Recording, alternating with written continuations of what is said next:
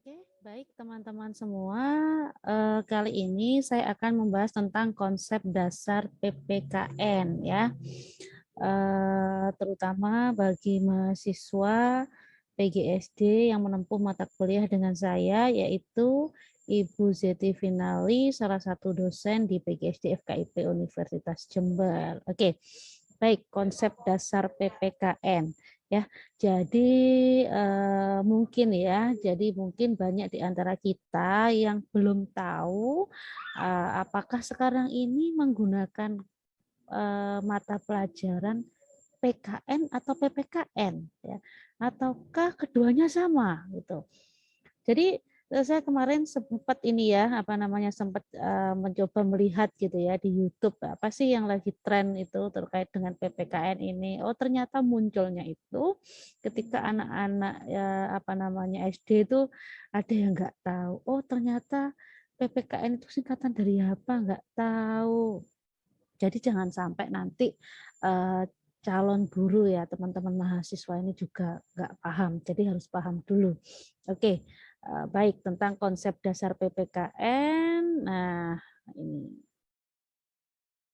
Jadi PKN atau PPKN ya, kita coba lihat kronologis perubahan nama atau istilah dulu. Jadi sebelumnya mari kita lihat dulu bahwasannya tujuan pendidikan nasional sebagaimana yang telah dirumuskan dalam Undang-Undang Nomor 20 Tahun 2003 bahwa tujuan itu adalah berkembangnya potensi peserta didik agar menjadi manusia yang beriman dan bertakwa kepada Tuhan Yang Maha Esa, berakhlak mulia, sehat, berilmu, cakap, kreatif, mandiri, dan menjadi warga negara yang demokratis serta bertanggung jawab. Ya, mohon diingat juga teman-teman ya bahwasanya tujuan pendidikan nasional ini ada dalam Undang-Undang Nomor 20 Tahun 2003. Oke. Jadi ada beberapa hal-hal yang perlu digarisbawahi bahwasanya itu mencetak manusia yang pertama disebutkan itu adalah manusia yang beriman dan bertakwa, kemudian berakhlak mulia, sehat, berilmu, cakap, kreatif, mandiri, dan menjadi warga negara yang demokratis serta bertanggung jawab. Ya, cukup kompleks sekali tujuan pendidikan nasional Indonesia ini. Oke, kurikulum 2013 itu dirancang dengan tujuan untuk mempersiapkan insan Indonesia supaya memiliki kemampuan hidup sebagai pribadi dan warga negara yang beriman, produktif, kreatif, inovatif, dan efektif, serta mampu berkontribusi pada kehidupan bermasyarakat, berbangsa, bernegara, dan peradaban dunia. Gitu. Jadi kurikulum 2013 ini juga dirancang untuk memenuhi tujuan pendidikan nasional. Baik. Oke. Nah, dengan berlakunya kurikulum 2013 ini berubah pula nama yang digunakan. Jadi kalau dulu itu istilahnya adalah PKN ya, kemudian berubah menjadi PPKN.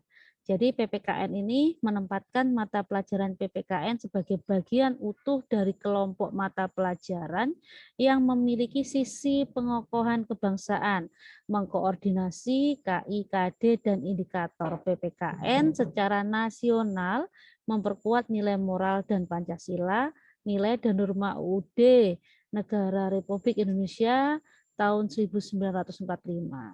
Nilai dan semangat Bhinneka Tunggal Ika, serta wawasan dan komitmen negara kesatuan Republik Indonesia. Jadi cukup kompleks sekali, cukup bagus sekali ya. Oke.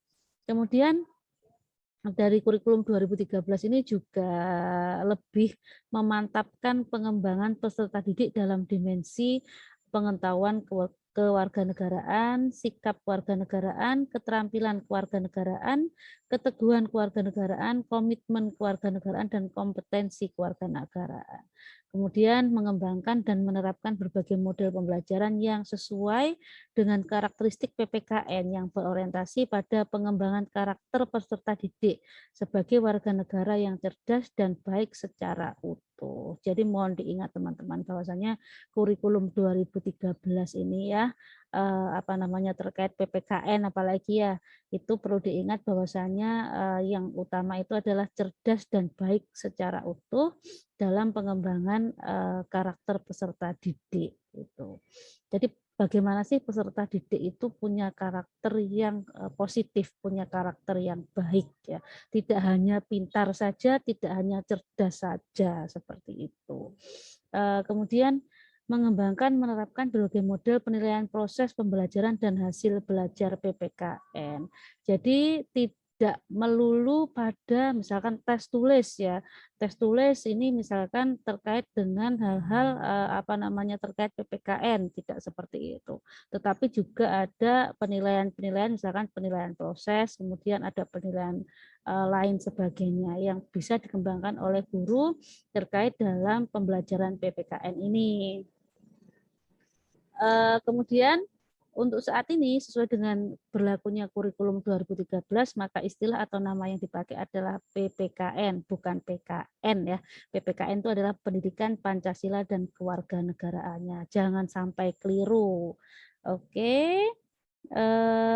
Kemudian kalau misalkan ada pertanyaan, apa sih bedanya PKN dan PPKN kan gitu ya. Jadi kalau PKN itu pendidikan kewarganegaraan teman-teman, kalau PPKN itu pendidikan Pancasila dan kewarganegaraan. Jadi kalau misalkan di ini PKN ya itu ruang lingkupnya ada persatuan dan kesatuan bangsa. Kemudian norma hukum dan peraturan, hak asasi manusia, kebutuhan warga negara, konstitusi negara, kekuasaan dan politik, Pancasila dan globalisasi. Kemudian di PPKN itu ruang lingkupnya yaitu Pancasila sebagai dasar negara dan pandangan hidup bangsa. Jangan sampai keliru teman-teman ya. Jadi Pancasila ini adalah dasar negara, kalau burung Garuda itu adalah lambang negara Indonesia. Jadi ini hal-hal yang juga sangat penting sekali ya. Terkadang saya itu ini apa namanya tanya ke anak-anak itu kadang mereka juga belum bisa membedakan. Maka dari itu tugas orang guru itu harus tahu gitu ya, harus tahu karena nanti akan mengantarkan akan mentransfer ilmu kepada anak-anak di usia sekolah dasar. Kemudian ruang lingkup lagi di PPKN itu UUD 1945 sebagai hukum dasar yang menjadi landasan konstitusional kehidupan bermasyarakat, berbangsa, dan bernegara. Kemudian Bhinneka Tunggal Ika sebagai wujud keberagaman kehidupan bermasyarakat, berbangsa, dan bernegara dalam keberagaman yang kohesif dan utuh. Terakhir ini ya ada NKRI sebagai bentuk negara. Jadi NKRI Negara Kesatuan Republik Indonesia. Ini jadi ruang lingkupnya perbedaannya di sini. Kemudian muncul lagi 4 pilar kebangsaan sesuai dengan apa namanya ini ruang lingkup ini ya. Jadi ada 4 pilar yang muncul yaitu Pancasila, UUD 1945, Bhinneka Tunggal Ika, dan NKRI. Jadi 4 pilar ini mohon benar-benar dipahami oleh teman-teman mahasiswa, kemudian juga harus diaplikasikan dalam kehidupan nyata sehari-hari. Selain itu, nanti ketika mengajar di SD ya, kita mengajar di SD, bagaimana teman-teman mahasiswa ini juga apa namanya mengajar kan sesuai dengan nilai-nilai Pancasila. Nilai-nilai Pancasila itu seperti apa? Kita bisa apa namanya mempelajari bersama. Kita bisa apa namanya berlaku sesuai dengan hal-hal yang ada dalam ini frame-nya dari dasar negara Indonesia yaitu Pancasila. Ada Undang-Undang Dasar 1945, kemudian Bhinneka Tunggal Ika ya, berbeda-beda tetapi tetap satu jua. Kemudian ada NKRI. Mohon diingat NKRI tadi sebagai bentuk negara Indonesia. Oke, jadi 4 pilar ini sangat penting sekali ya, sangat penting sekali dalam pembelajaran ya, PPKN. Oke, ini ya dasar perubahannya itu bahwasanya PKN lebih cenderung pada ketatanegaraan sehingga nilai moral dan Pancasila kurang mendapat proporsi yang sesuai. Jadi kemudian ada dasar perubahan yang kedua, yaitu ranah pendidikan belum dikembangkan secara holistik. Ranah pendidikan itu afektif, kognitif, dan psikomotor, teman-teman.